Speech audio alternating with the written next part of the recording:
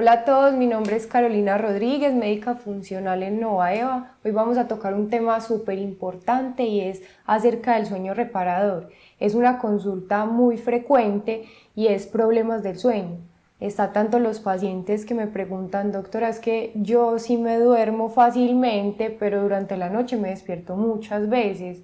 Incluso hay pacientes que me dicen, doctora, yo me duermo fácil, no me despierto durante la noche, pero cuando me despierto en la mañana siento como si no hubiera dormido nada. He visto en mi consulta que es una causa muy frecuente de alteraciones en cuanto a la salud y por eso hoy nos trae este tema aquí. El sueño reparador, porque es un tema supremamente importante, es uno de los hábitos que yo siempre pregunto y recomiendo en mi consulta porque sé que puede cambiar muchas cosas en cuanto a salud, pero también en calidad de vida. Y lo vamos a ir viendo a través de esta charla. Vamos a empezar con nuestra charla con unas preguntas que quiero que se respondan. ¿Conocen las funciones del sueño? Cuando a uno le hablan de sueño, uno solo piensa que el sueño es dormir para uno coger energía y punto. Dormir porque estoy cansado y ya cuando me levante ya me voy a sentir más descansado. Esas son como lo que se le viene a uno a la cabeza cuando le dicen funciones del sueño. Vamos a ver más adelante en la charla que no solamente es esto, que esto va mucho más allá. Siguiente pregunta, ¿cuántas son las horas necesarias de sueño? Hay muchos mitos urbanos, muchas personas dicen 8, 7, ahorita vamos a ver más a profundidad esto porque no solamente es cuántas horas, sino también la calidad del sueño, ¿cierto? Ahorita lo vamos a ver más adelante. ¿Conocen los beneficios de un sueño adecuado? Entonces lo que les decía, hay muchos mitos. A nosotros solo se nos ocurre que la energía se gana en la noche. Obviamente el cuerpo durante la noche es que se prepara para el otro día, pero realmente el sueño va más allá. Los beneficios del sueño van mucho más allá y esto es muy importante que lo entendamos. Ahora sí, la definición de sueño.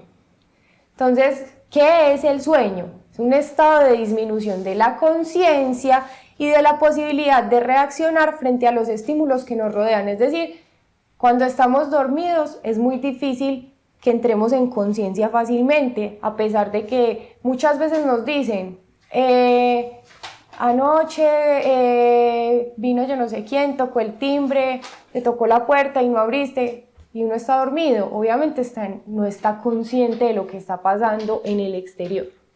Pero además de eso es importante que entendamos que la diferencia, por ejemplo, con un estado de coma es que es una situación que es reversible. En cambio el coma es un estado donde la conciencia pues no va a volver fácilmente, ¿sí? Porque el cerebro está en una inactividad. La periodicidad del sueño sabemos que la gente piensa pues que es solamente las horas de sueño, pero es 24 horas, todo el día estamos en pro de estar en vigilia y en sueño, aunque no lo percibamos, aunque no sea algo evidente, ¿cierto? Se dice que 1/3 de la vida lo pasamos durmiendo, de ahí entendemos la importancia fisiológica que tiene el sueño en nuestras vidas, es decir, 1/3 de mi vida me paso durmiendo, eso es mucho, ¿cierto? Y esto es muy importante porque esto interactúa y modula el balance entre la parte física y la parte mental. Tanto es la importancia del sueño que un mal dormir nos puede aumentar el riesgo, incluso exacerbar enfermedades como la diabetes mellitus, enfermedades cardiovasculares, enfermedades como el síndrome metabólico. En síndrome metabólico también está la diabetes, pero también están otras enfermedades como la dislipidemia, es decir, las personas que sufren de colesterol y triglicéridos. También hay personas dentro de síndrome metabólico que sufren de la presión, ¿cierto? Enfermedades psiquiátricas, vemos pacientes con ansiedad y depresión que se detona por una alteración en el sueño, y el cáncer es otro tipo de enfermedad que se puede exacerbar y manifestar cuando yo no tengo un buen dormir. Se hizo un estudio en 4 capitales latinoamericanas con 4.533 sujetos en los que se evaluaron diferentes enfermedades que tienen que ver con el sueño. ¿Y qué encontraron? Encontraron que, por ejemplo, 60.2% que es la columna rosada que ven ahí, sufrían de ronquidos, ¿cierto? Eso es una enfermedad del sueño, aunque a uno le parece que es común, pues incluso hay gente que se le vuelve paisaje, esto hace parte de enfermedades que pueden afectar el sueño. En la siguiente columna hablamos de somnolencia diurna excesiva, son esos pacientes que todo el día por la mañana se la pasan cansados, sin energía, que dicen los típicos que les decía al principio, doctora, yo duermo, pero no es, pues yo duermo, concilio el sueño fácil, no me despierto en la noche, pero al otro día me levanto muy cansado y paso todo el día como sin energía. Ahí caben esos pacientes en la segunda columna y son el 16.4%. O sea, se encontró entre esos 4.533 que el 16.4% sufría de esa somnolencia diurna excesiva. Apneas presentadas son esos pacientes que tienen durante el sueño dejan como de respirar o tienen respiraciones irregulares. Esto ahora se está evaluando con más frecuencia, antes era un poquito menos estudiado y se encontró que en esta población era el 12.3%. Ahora el insomnio, que es una de las causas que más me llega a mí a consulta, entre esa población de 4.533 sujetos encontraron que el insomnio se presentaba en un 34.7%, que estamos hablando que es la columna amarilla. Vamos para la columna azul, que habla del uso de sedantes, o sea, la necesidad de usar sedantes para poder dormir bien, conciliar bien el sueño, para no despertarse durante la noche, se usaba en un 15.1%. Y la combinación de ronquido, somnolencia y apnea se presentó en un 3.4%. Ahora, siendo más predominantes ciertas enfermedades en mujeres y ciertas enfermedades en hombres. Por ejemplo, los hombres es más frecuente el ronquido, ¿cierto? Y las siestas diurnas, y en las mujeres es más frecuente que reporten insomnio y uso de sedantes. Hay factores que influyen en el sueño, ¿sí? Esto es muy importante tenerlo en cuenta, porque muchos de nosotros desconocemos como esos factores. Vamos a hablar primero de esos factores fisiológicos, es decir, lo que normalmente nos puede pasar a nosotros o los cambios que se dan en el cuerpo para que pueda presentarse pues como que la parte del sueño, y es, por ejemplo, factores internos como la temperatura corporal. El cambio de temperatura corporal influye en el buen descanso. Vemos que de noche es más frecuente que empiece a descender la temperatura corporal. El balance de sistemas de alerta-relajación. ¿Cuáles son esos sistemas? Por ejemplo, el sistema nervioso autónomo, que habla del sistema simpático y parasimpático. El eje hipotálamo-hipófisis-adrenal, que regula toda la parte metabólica y hormonal. También ahí aparece el eje de la tiroides. La tiroides también tiene mucho que ver como factor interno en el sueño, y hay factores genéticos que también influyen como en el comportamiento del sueño. Ahora hablemos de factores externos. Esos factores externos de los que estamos hablando, el más frecuente y el que se le viene a uno siempre a la cabeza es la luz solar, ¿cierto? Luz, oscuridad. Vigilia, sueño, uno se le viene luz, oscuridad, ¿cierto? Es súper importante ese cambio de luz a oscuridad, porque la luz va directo por la retina al núcleo supraquiasmático, y ese núcleo supraquiasmático que se encuentra en el cerebro es el encargado de mandar como el mensaje al resto de núcleos y al resto del cuerpo para que se ponga en posición de alerta, o en caso de que haya oscuridad haga el efecto contrario, que es la producción de la melatonina para que nosotros nos podamos dormir. Entonces ese es el principal factor externo.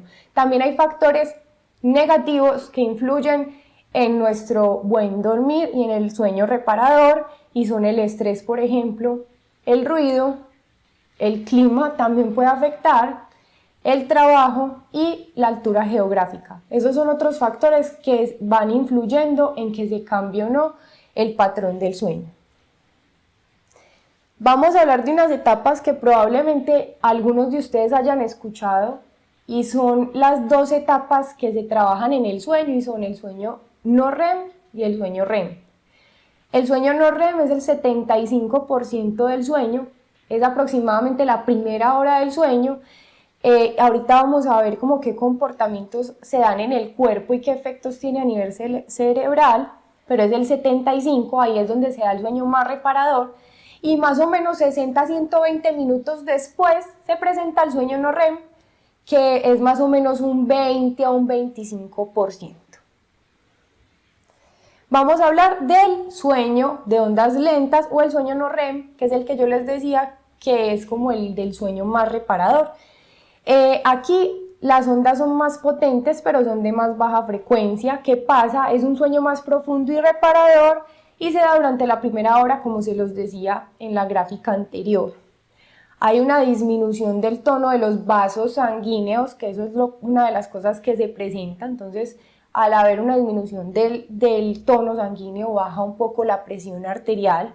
Hay una disminución del 10 al 30% en cuanto a la frecuencia cardíaca, a la presión arterial, a la frecuencia respiratoria y también al índice metabólico basal, que esto ya nos habla de toda la parte metabólica y cuando hablamos de que por qué no perdemos peso en la noche, porque sí. Y los sueños acá no suelen recordarse. En esta etapa del sueño los sueños no se recuerdan porque en esta etapa no se da la consolidación de la memoria. Esta etapa simplemente es de descanso y ahí la memoria no se está consolidando. Ahora vamos para la otra fase de la que hablábamos, que es la de los movimientos oculares rápidos, que es la REM, ¿cierto? El cuerpo siempre atraviesa por estas dos fases durante el sueño. Aquí esta fase se caracteriza porque hay un movimiento rápido de los ojos.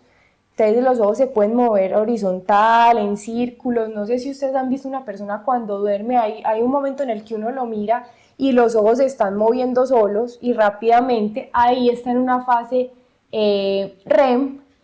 Ahí el encéfalo está mucho más activo, es decir, el cerebro está trabajando activamente, es el 25% del sueño, pues como del ciclo total de sueño. Hay varios ciclos, ahorita les voy a mostrar cuántos ciclos más o menos se dan. Este episodio dura más o menos 50-30 minutos y se repite cada 90 minutos. Es corto, pero debe estar dentro de esos ciclos. ¿Por qué? Aquí, a pesar de que no sea un sueño reparador, es difícil despertar a la persona con estímulos sensitivos y la frecuencia respiratoria y cardíaca es irregular. Aquí sí se da la consolidación de la memoria. Entonces, normalmente cuando uno recuerda los sueños es porque estuvo o porque estaba en fase REM cuando se despertó. Podría decirse así. Ahí se dan movimientos musculares irregulares. Entonces esas son las dos etapas por las que uno pasa durante el sueño. ¿Cada cuánto se dan estos ciclos? Más o menos se dan 4 o 5 ciclos en la noche con un intervalo de 90 a 120 minutos. Eso es lo que dura más o menos cada ciclo. Y lo normal es que se presenten de 4 a 5 ciclos. Ahora sí les voy a responder una de las preguntas que les hacía al principio, las funciones del sueño. Entonces, lo que les decía, a uno le hablan de funciones del sueño, a uno solo se le ocurre descansar, aumentar la energía y pare de contar. Les voy a hablar por las etapas del sueño. Cuando estamos en sueño no REM, funciones que tiene el sueño aquí es conservar la energía, es decir, debe como guardar la energía para poder disponerse al otro día con todas las actividades que debe cumplir y también recupera el sistema nervioso. Eso pasa en el sueño no REM. Hay recuperación del sistema nervioso y conservación de la energía. Estas dos cosas pasan en esta etapa. Ahora, en el sueño REM, ¿qué pasa?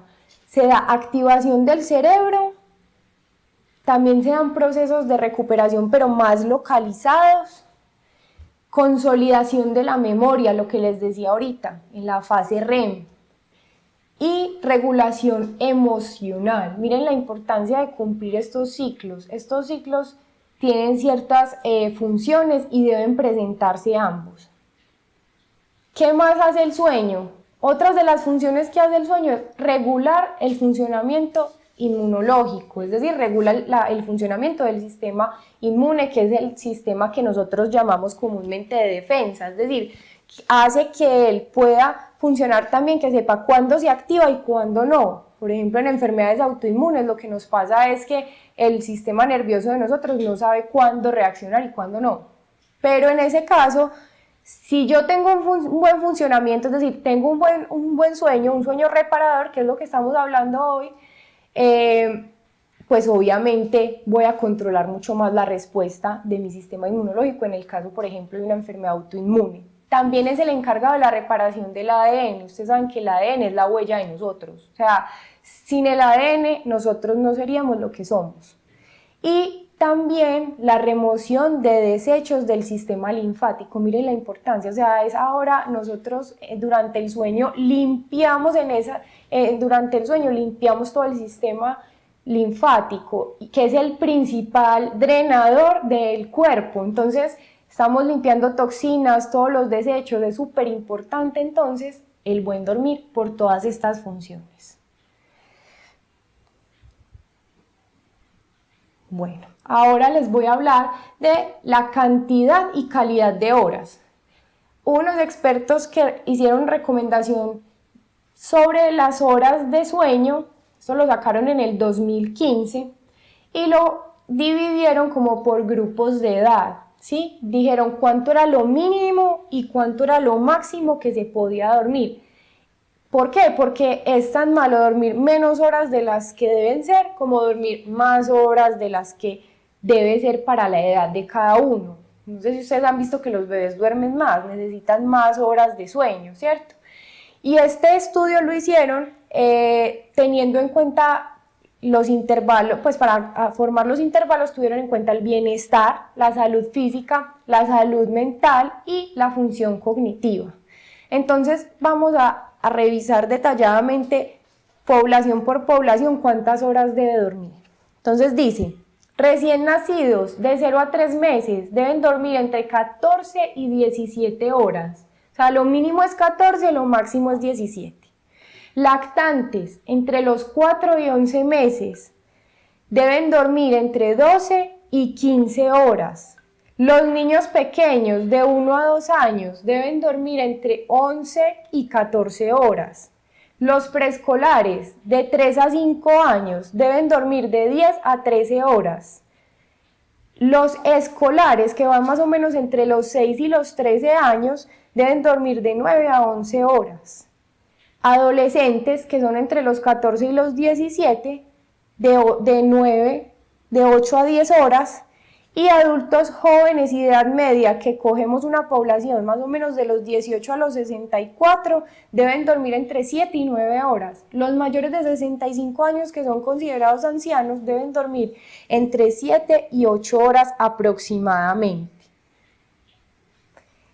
¿Por qué es importante? En el caso, por ejemplo, de los recién nacidos, el hecho de que duerman menos de 14 horas, los pone en riesgo de obesidad, hiperactividad, impulsividad, desarrollo cognitivo bajo. Miren todo lo que afecta, o sea, afecta un desarrollo de un niño normal. Escolares, que los escolares duerman menos de 9 horas, van a tener más riesgo de tener menor rendimiento académico, por ejemplo, y un bajo funcionamiento a nivel cognitivo. Entonces no van a ser tan buenos en el colegio, empiezan como con alteraciones en el neurodesarrollo también. Los adolescentes, los expertos sugieren que duerman aproximadamente o mínimo 8 horas. ¿Por qué? Porque si no van a empezar con trastornos del ánimo, entonces son personas que empiezan con ansiedad, con depresión, con síntomas como alteraciones en la personalidad, ¿cierto? También obesidad pueden empezar a sufrir, el rendimiento académico obviamente se empieza a afectar y hay más niveles de accidentabilidad. Ellos lo tuvieron en cuenta porque a los adolescentes generalmente pues ya algunos conducen vehículo o pues sí, pues salen más, entonces aumenta la accidentabilidad. Los mayores de 65 años, si duermen las horas que se les recomiendan, obviamente van a tener mejor funcionamiento cognitivo, van a tener menor morbilidad. Cuando hablamos de morbilidad hablamos de enfermedades, entonces tienen menor riesgo de expresar ciertas enfermedades cardiovasculares, neuropsiquiátricas, ¿cierto? Entonces, esto, endocrinas, esto es muy importante para tener, pues, o presentar menos enfermedades. La sumatoria de dormir bien y obviamente el aporte de funcionamiento, el mejor funcionamiento cognitivo, menos morbilidad, van a llevar a que el adulto mayor tenga mejor calidad de vida. Ahora sí, calidad de sueño. Entonces, siempre preguntamos por cantidad. Ya entendimos más o menos cuánto se debe dormir de acuerdo a los grupos de edad. Ahora, la calidad del sueño. Cuando hablamos de calidad del sueño, hablamos, por ejemplo, de arquitectura del sueño. En la arquitectura del sueño se tienen en cuenta los porcentajes de fases de sueño y los ciclos que se presentan. Es decir, si yo sí estoy haciendo el número de ciclos que son, si yo de pronto te mando un electroencefalograma, se podría evaluar. La latencia también para el dormir hace parte de la calidad del sueño. Los microdespertares, yo siempre en consulta les pregunto cuántas veces te despiertas en la noche. Esto es muy importante porque a veces ni siquiera es que yo me despierte y sea consciente inmediatamente, pero el hecho de entrar en cierta conciencia y estar unos minutos como tratando de conciliar el sueño, eso afecta y se considera pues como un microdespertar. Y los periodos de vigilia que se dan durante el sueño son esos pacientes que vienen a consulta y me dicen, doctora, mire, yo me duermo y por allá a las 12 siento como que descansé súper bien y soy como un búho. Y no puedo volverme a dormir y entonces tengo que estar dando vueltas en la cama y me demoro por ahí media hora para volverme a dormir. Entonces, esto también hace parte de la calidad del sueño. En resumen, se considera normalidad en cuanto a calidad del sueño, la percepción del buen dormir y el descanso que puede llegar a lograr el paciente. Esto como preguntando, yo siempre pregunto en consulta esto, no solo cuántas horas dormís, de hecho es lo que menos pregunto, pero sí cómo percibe usted la calidad de su sueño, obviamente con preguntas dirigidas. Ahora, hay una pregunta muy frecuente, doctora, es que, por ejemplo, mi hijo duerme 4 horas y él dice que funciona perfecto así. Resulta que hay una población que está genéticamente codificada, por decirlo de alguna forma, para dormir menos o dormir más. Lo normal que una persona en promedio debe dormir son 8 horas, más o menos 1 hora, es decir, más o menos estamos entre 7 y 9 horas, es como lo que duerme normalmente una persona. Pero genéticamente, ¿cómo se sabe? Si el paciente no presenta síntomas y eso no le afecta la calidad de vida, hay dormidores, entre comillas, cortos y dormidores, entre comillas, largos. Estos dormidores cortos pueden dormir entre 4 a 6.5 horas y van a tener una buena calidad de vida porque así vienen genéticamente diseñados, porque no tienen síntomas diurnos, porque no tienen un impacto en su rendimiento físico, mental, académico, laboral, o sea, el dormir así no les afecta para nada. Y también están los dormidores largos, que hay gente que es más perezosa, entre comillas, que duermen entre 9 y 10 horas, más o menos, y puede ser normal si obviamente no presentan síntomas asociados pues a dormir menos o a dormir más. Y esto es muy importante conocerlo porque a veces nos asustamos mucho con ciertos comportamientos del sueño o en horas de algunas personas. La salud y el sueño van de la mano. Cuando yo les digo que yo siempre recomiendo o siempre dentro de mis recomendaciones hay 3 hábitos, alimentación, actividad física y sueño, es porque son los 3 más importantes a partir de los cuales yo parto para cambiar calidad de vida y obviamente mejorar en cuanto a la salud, que lo que yo busco es un bienestar integral. El sueño tiene como una función muy reparadora, sobre todo muy de preparación, como lo vimos ahorita, y es muy importante porque repara mucho sistema nervioso central, sistema neuroendocrino, toda la parte hormonal cerebral está reparándose durante el sueño. también hay ritmos internos de los distintos órganos que van a funcionar mucho mejor si yo tengo un buen dormir. Entonces, tiene que ver mucho con la salud totalmente. Es uno de los hábitos que mejora muchísimo la salud y no solo eso. Hay muchos, vamos a hablar ahora de los beneficios puntuales que puede generar y los riesgos que puede generar también. O sea, los beneficios que me lleva a un sueño reparador, un sueño con las horas adecuadas, con la calidad adecuada y un sueño que no es tan bueno, ya sea porque o duermo más o duermo menos, pero además me afecta la calidad de vida. Entonces, en cuanto a beneficios, el sueño es como un tratamiento coadyuvante con los tratamientos de enfermedades crónicas en pacientes con enfermedades cardiovasculares, neuropsiquiátricos. Cuando hablamos de neuropsiquiátricos es pacientes que tienen alguna enfermedad mental, también pacientes con enfermedades renales, pacientes con enfermedades hepáticas, incluso pacientes con enfermedades autoinmunes que ya se los había mencionado durante la charla, por la función que tiene el sueño en cuanto a la regulación del sistema inmunológico. El sueño hace parte de los 3 pilares de la salud, como se los decía antes y se los vuelvo a reforzar. Está la alimentación que nosotros aquí recomendamos en Novaeva tiene 4 principios: balanceada, funcional, nutritiva y saludable. Debe ser una alimentación basada en plantas y todo esto cumple a nivel de salud algo muy específico, pero en conjunto con una buena actividad física y obviamente con el sueño van a hacer que se mejore esa calidad de vida, a veces como prevención de enfermedades, otras veces como manejo coadyuvante de enfermedades crónicas. Es muy importante que lo tengamos en cuenta.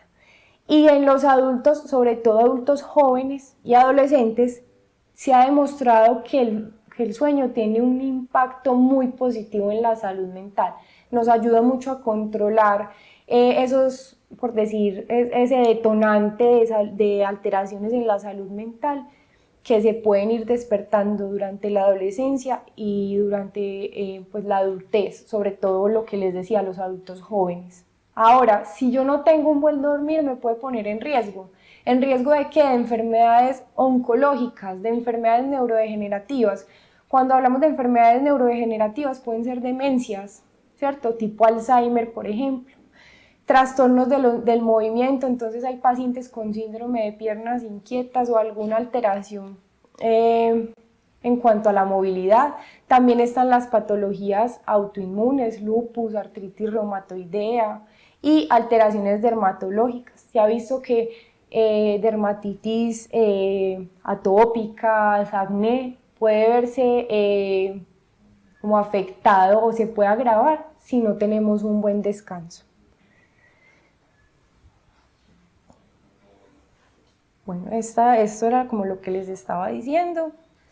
Ahora, para que todo esto, para llegar a unas recomendaciones muy puntuales, y son unos tips que les voy a dar, es muy importante tener conciencia para uno hacer cambios a largo plazo. Lo que nosotros queremos con estas masterclass es que ustedes empiecen a dar esos primeros pasos, ya empezaron a gatear porque ya hay conciencia, ahora queremos que hagan los primeros pasitos en cuanto a cambio de hábitos y esa es la finalidad de estas masterclass, que demos esos primeros pasos. Entonces, los tips que les voy a dar hoy es para que los empiecen a implementar y empiecen a ver cambios. Es súper importante una higiene adecuada del sueño para que haya un sueño reparador, ¿sí? Yo siempre les digo a algunos pacientes, el consumo de bebidas oscuras, sobre todo el café, máximo 3, 4 de la tarde, cuando yo tengo problemas para dormir.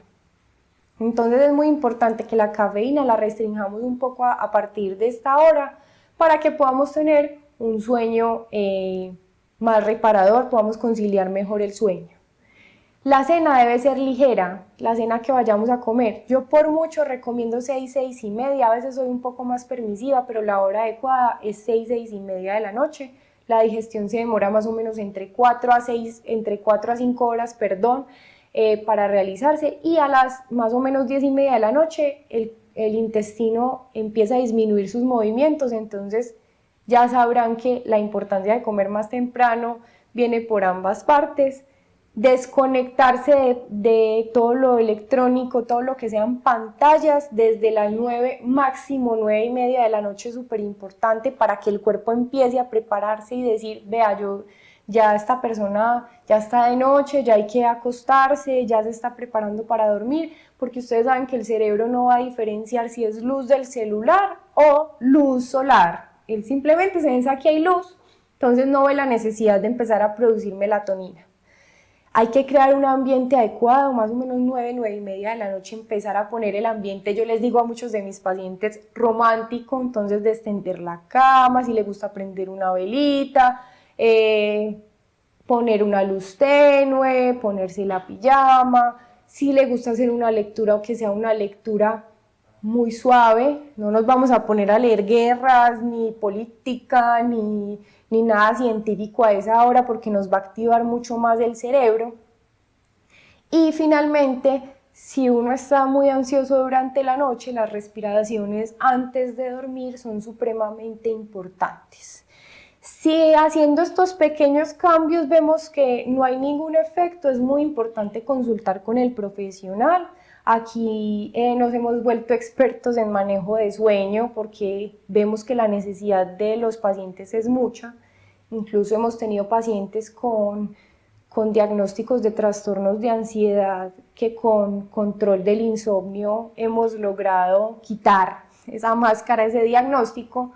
Entonces hemos visto la necesidad de trabajar mucho el insomnio, pero es súper importante que nos asesoremos de un profesional para que podamos cambiar pues como los hábitos ya a más escala. Cuando yo no tengo problemas para dormir, lo puedo con estas recomendaciones que les acabo de dar, lo puedo hacer, pero si ya veo que no me está dando y que finalmente necesito ayuda, es importante buscar ayuda profesional porque hay medicamentos en el mercado que tienen muchos efectos secundarios que son para poder dormir. Espero que esta información haya sido valiosa y que nos podamos encontrar en otra ocasión. ¡Feliz día!